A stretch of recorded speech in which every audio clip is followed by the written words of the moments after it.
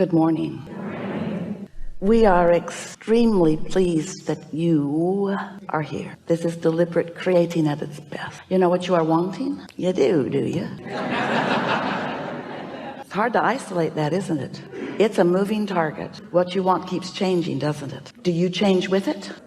Your desires are born from what you're living. You can't stop those rockets of desires. When life helps you or causes you to calibrate by your observation of a situation to something unwanted, without you being consciously aware, you are simultaneously calibrating to something that you do want. You just can't help it. When you know what you do not want, a rocket of clarity in this equal calibration wave is born. And now there's a sort of tug of war going on within you of a newly birthed desire and your current perspective about your ability to accomplish it. You want it, but because it never happened that an experience causes you to want something without you having a right now current vibrational attitudinal perspective about it. So it's just normal as it can be. Normal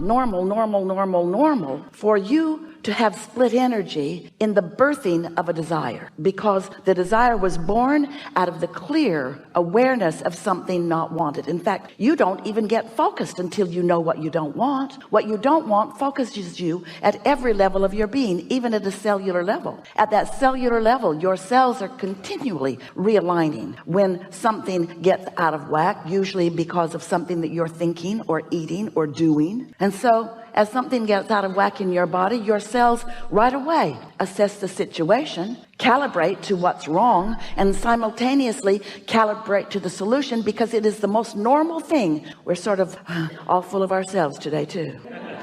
Because it is the most normal thing in all of the universe that when some focus about something occurs, that the improvement occurs simultaneously, because we are all continually evolving, aren't we? So when you know what you don't want, you know what you do want at some level of your being, maybe not consciously, but now you've launched rockets of desire. We like so much to explain that to you. And those rockets of desire, those solutions to problems and answers to questions, are happening all around you all day, every day. And the cooperative components to your solutions are being gathered. The cooperative components to your solutions that will lead you on this joyful path of unfolding happen all day, every day. But you are often not in the vibrational vicinity of the solution, because you're still justifying the problem, still wanting others to understand that you've got a problem, still trying to explain to them how long you've been in this problem and how much you don't like this problem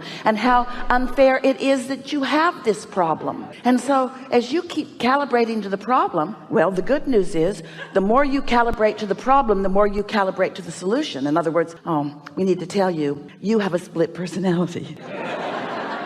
You are you, but you are you, you know? In other words, you were source energy only before you came into this body. And when you came into this body, that source energy perspective remains as a constant evolving light, a constant evolving point of attraction. So when you launch these new rockets of desires, you're not just launching rockets of desires, you're becoming more. Not enough money, you become more prosperous. Not enough balance, you become more stable. Not enough clarity, you become more clear. In other words, it's just the way this magnificent, perfectly balanced universe works. This never-ending, eternal, ongoing life that is you just keeps evolving. But the question that you want to ask, and we want to ask you, and we want you to think about, especially while we are here together today, while the solutions and answers are rampant in the room, we want you to think about, when you launch the rocket of desire,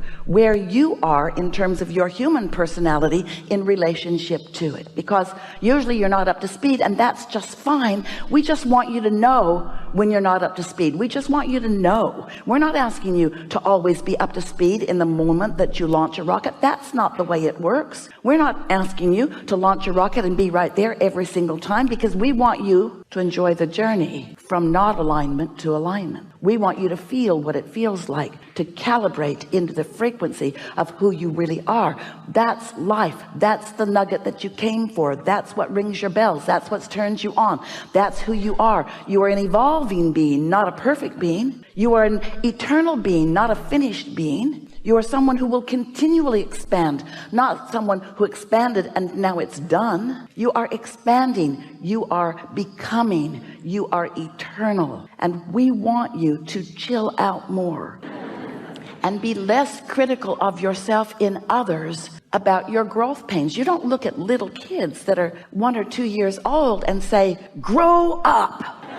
Now, you give them time, and we want you to give yourself time to grow into what your inner being has already calibrated, what the law of attraction has already calibrated in terms of your solutions and your answers. You got to give yourself a break. And the only way that you can do that is with the knowledge of how this all works. Stop asking impossible things of yourself. Stop asking that when life has caused you to focus upon something and it doesn't feel good when you focus upon it. Stop asking yourself to feel good anyway. That's what denial is, and stuffing it is, and hypocrisy is. That's what not being real is. But don't be too real either.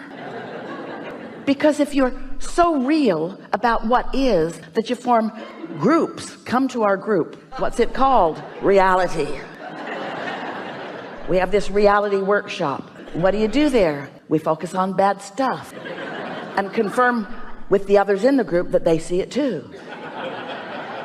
Don't be real. Don't be the facers of reality. Be the continual conscious creators of new realities, because you're always creators of new reality. But when you are consciously aware of the new reality that you're creating, that's when life is as you knew it would be and wanted it to be when you decided to participate in this way. So you were source energy before you came into this body. And as you came into this body, you came knowing that you would explore this magnificent contrasting variety, knowing that it would continually cause you to calibrate. You get what we mean? When you focus upon something, you join the wave of it. You ever been in a group and they're complaining about something and you're not there very long before, oh, I get this group.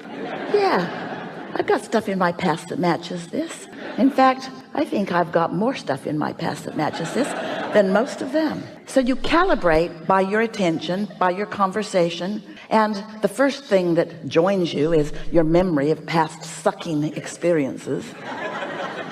So you calibrate. But the thing that is so interesting is that the whole time you are calibrating to what you do not want, or calibrating to something that has been, or even something that is. You can't do that without an equivalent wave of the other end of that wave occurring. In other words, problem solution. The question is, and the answer is, would you like the answer to the question first? The answer is, you cannot calibrate to the solution while you're calibrated to the problem. You just got to decide. So you got to back up from it and be more general and say things to yourself such as, well, this is a problem, but there is a solution, and I know I will find the solution, and I'm looking forward to the solution. In other words, but what happens to some humans, most of you, is that there is this feeling of something's out of whack.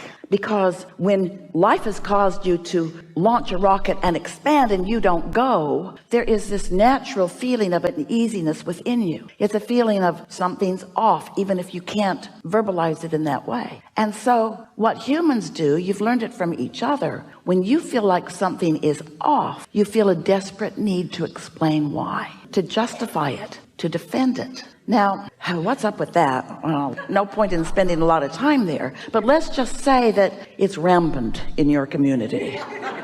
So this justification, this defense, and it might be worthwhile to spend a little bit of time thinking about why you might do that, but mostly it is this. It is that, hear this. You are born calibrators, which means you've translated that to mean you are born harmonizers, which means when there is a loud note in the room, you are sort of drawn to harmonize with it. So if people are complaining, no problem.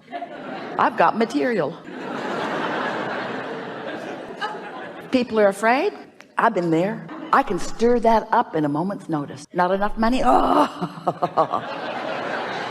Let's capture all the rich ones and kill them. So that harmony is a natural instinct, isn't it? But you're misunderstanding the urge to calibrate, the urge to let life launch the rocket of desire, but then calibrate to the desire, not to the absence of the desire that started it. You following us? So we'll be talking today, every chance you give us, to talk about calibration, because calibration simply means finding the harmonic chord. And the thing that most humans have been confused about is that you have such a strong harmonic chord of well-being, of love and expansion and fullness. And it's the most natural thing in the world that when you get crossways of it, that it feels bad to you. And then it's a sort of natural thing that you then try to find something to calibrate to that helps you defend it or feel better. But feeling better about things that feel terrible is not your path. Making terrible things feel good, in other words, putting up with them, compromising to them, joining the sacrificial group that is happy to complain incessantly for decades, that's not who you are. And so we're just asking that you pay a little bit of attention now that you have this clear point of view, that you be more desirous to calibrate to the new desire that has been birthed, rather than to the absence of it that you may be standing in the middle of.